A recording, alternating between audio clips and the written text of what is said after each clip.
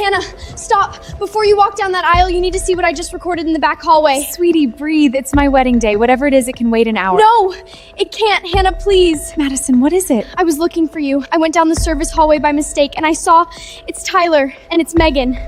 No, that's Madison. You must have seen something else. Tyler and Megan? My sister? That's impossible. I know what I saw. I know what I recorded. I didn't want to. I almost didn't show you. Megan is my maid of honor. She's my sister. Hannah, I filmed it by accident. No, you've never the done camera was already on. Just watch it before you go out there. If I'm wrong, you can hate me forever, but please watch it first. Give me a minute. Alone.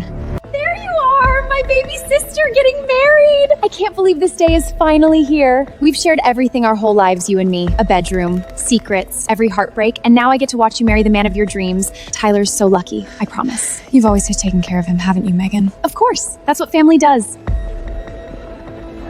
Megan, are you really going to marry her, Tyler? Tyler, I have to, but nothing changes between us. Hannah's too trusting to ever suspect her own sister.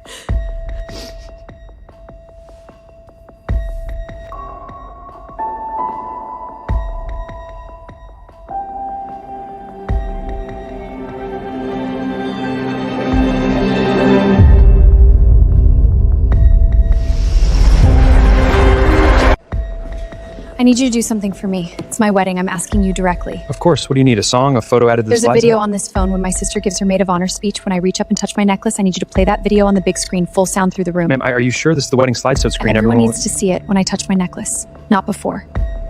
Please, just watch for the necklace. For those who don't know me, I'm Megan, Hannah's big sister and her maid of honor. Hannah is the most trusting, loving person I know. From the time we were little girls, I made her one promise that I've always protect her, that I would always been the person look out for her. Through every heartbreak, every merry hard today, I had to dodge you my town on. A man I've grown so close to, a man I love like family. My heart is just so full.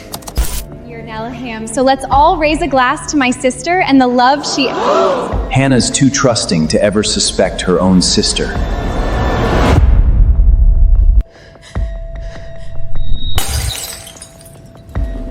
Turn it off! Somebody turn it off!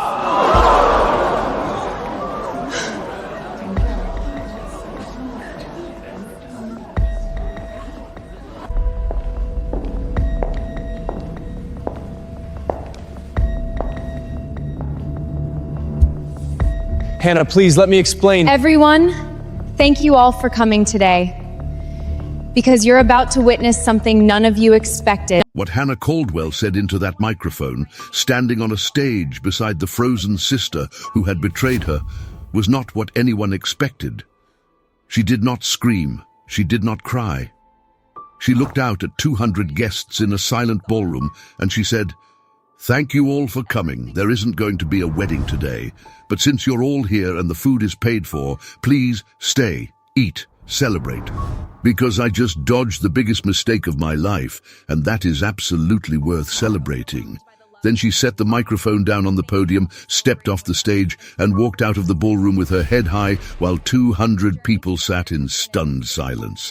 The man she was supposed to marry was named Tyler Brooks. The sister was Megan Caldwell, older by 3 years, maid of honor, and the person Hannah had trusted more than anyone alive since the day their mother died of breast cancer 11 years earlier. Megan had slept in Hannah's bed the night of the funeral. Megan had held her while she cried, and Megan had been sleeping with Tyler for the better part of a year before the wedding. The teenage girl who recorded the video was Madison, their 16-year-old cousin and junior bridesmaid. She had gone looking for Hannah down the wrong hallway 20 minutes before the ceremony, phone already open to take a candid photo, and had instead captured 90 seconds of audio and video that ended a marriage before it began. Madison cried for an hour afterward, convinced she had ruined the wedding. Hannah found her later that night, took her face in both hands, and told her she hadn't ruined anything. She had saved her. The fallout moved through the family like a wildfire. Their father, who walked Hannah halfway down the aisle before the reception, did not speak to Megan for 2 years. The grandmother, who pressed both hands over her mouth in the ballroom, rewrote her will the following month. Tyler's own parents, mortified, offered to pay Hannah back for the entire wedding, $41,000, and she let them, and she used it as the down payment on a condo of her own. Megan and Tyler tried briefly to make something of the thing they had blown 2 lives apart for. It lasted 4 months. It turns out a relationship built on deceiving the person you both claim to love does not have a strong foundation. They split badly. Neither was invited to a single family gathering again. Hannah did not date for a year. When she finally did, it was slowly, carefully, with a man named Daniel, who managed the bookstore 2 blocks from her new condo, and who, on their 3rd date, when she told him the story of her wedding, simply said, "Your cousin Madison sounds like the bravest person at that wedding." Hannah married Daniel 3 years later. Madison, 19 by then, was her maid of honor. There was no projection screen at the reception. There was no need for one. When Madison gave her speech, she talked about loyalty, and every single word of it was true. Hannah kept the original video on a hard drive in a drawer.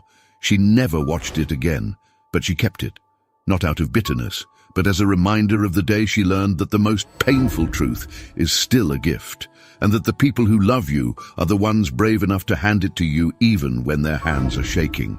She framed one photo from her first wedding day. Just one. It was a candid someone caught of her and Madison in the corridor, the 16-year-old holding out a phone and the bride reaching to take it. Under it she wrote, "The moment everything went right."